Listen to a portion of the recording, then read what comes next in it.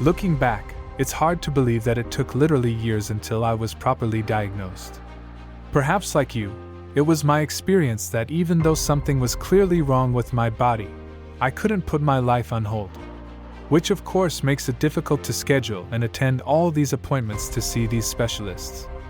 My traveling and work schedule made it difficult to not only schedule these appointments, but with specialists they make you book your appointment months in advance. Call me crazy, but something about feeling urgently sick and needing to wait months to be seen doesn't seem right. Perhaps during that time, the illness will go away, or perhaps you'll be dead.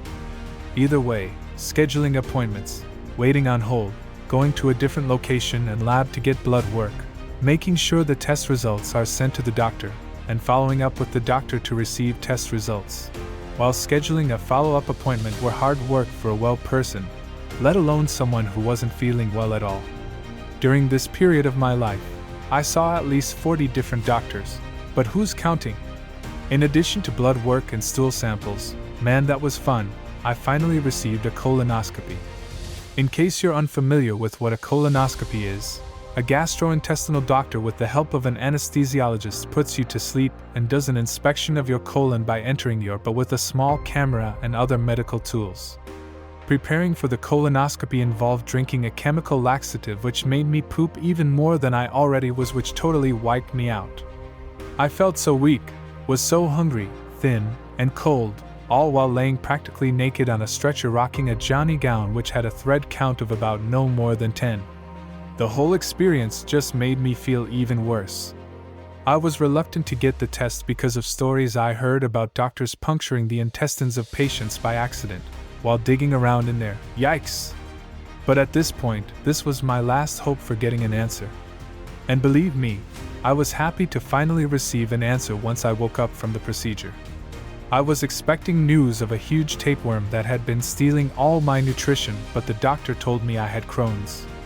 To verify his findings, he ordered another test where I swallow a tiny pill with a camera in it that takes pictures while soundly asleep in bed in the comfort of my own home. It would have been a lot easier to skip the colonoscopy and just take the camera pill, but the doctor wouldn't let that happen as he would have been out of a job and blamed the mandatory test order on the insurance company. It's clear to see that the system is set up for maximum financial gain, even when there is an easier, less expensive, and safer way to get the same results. On the bright side of things, this information finally allowed me to zero in on the source of my mystery illness, and for this, I was relieved.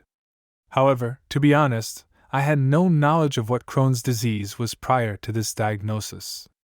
The doctor handed me about 7 overly dark Xeroxed pages stapled in the upper left corner with information about the disease and what to do next. He said that there was no cure and that the only way to treat it was with steroids.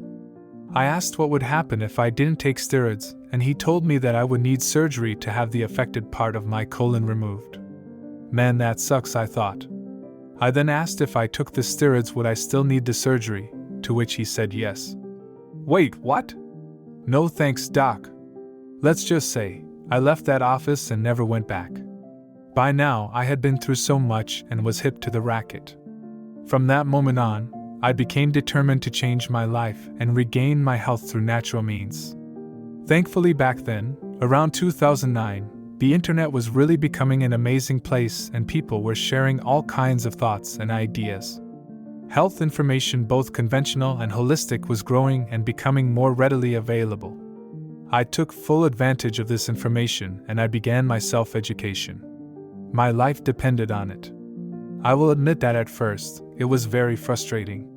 Everyone claimed to have a cure. One author swore the answer was proper food combining. I bought the ebook and tried it out but didn't feel significantly different. Another source said to become a raw vegan. I've tried that on and off but would lose too much weight, not to mention that I was always hungry and never felt strong. Finally, I found a book called Eat Right for Your Type. I was drawn to the book because it wasn't focused on losing weight. While most health websites were telling people how to lose weight, I was trying to gain it. I knew my blood type thanks to all the tests I took and began eating as the book recommended. As a type B, Dr. Peter D'Adamo prescribed a diet that is similar to eating what's known as Paleo. There are some things the book says, like eating smelt noodles, that I am not sure about. Of course, I modified it for what works for me. When in doubt, leave it out. I also became obsessed with natural supplements and superfoods. This was indeed an expensive mission, but you really can't put a price on health. I would tell myself that this is the cost of preventative medicine and better to pay it now than to a hospital later. I tested everything I ate gradually so I could discover how that specific food affected my body. Spending lots of time in the vitamins section at Whole Foods allowed me to really become familiar with all the different herbs, probiotics, vitamins, and so on. Who would have thought this once fast food lover who frequently ate out 2 to 3 times a day would make such a dramatic 180-degree change in lifestyle choices? I told some people what I was going through, but most didn't really understand, especially back then when eating healthy had the stigma of being a hippie thing and was definitely not mainstream like it is today. Like myself back then, most people had never even heard of Crohn's disease, and the whole idea of irritable bowel was almost a taboo subject no one wanted to admit to having. Just like I did, if you feel sick but are not sure why, it's important to get a medical diagnosis to know exactly what's going on. If you choose to go the natural route, hopefully you do, the diagnosis will help tailor your approach to alleviating symptoms with specific herbs, diet, or therapies which ultimately lead to getting better. It's also good to know your condition for peace of mind. On the flip side, many of the diseases and disorders plaguing humanity now are either new due to modern lifestyle changes or have been around for a long time and are only now getting new, more specific names. For a disease I had never heard of, I was surprised to learn that Crohn's disease was first described back in 1932. Did the disease exist prior to that date? And if so, what was it called? Since the time of ancient Greek and Chinese medicine, it would have been known as bowel pain. So in a way, no matter what it's called or what you have, the remedy to become healthy is the same. Now that you know how I was forced by my body to get started on this journey to living a healthier life, let's talk about how you can too. We'll start the conversation by talking about everyone's favorite dinner topic, poop.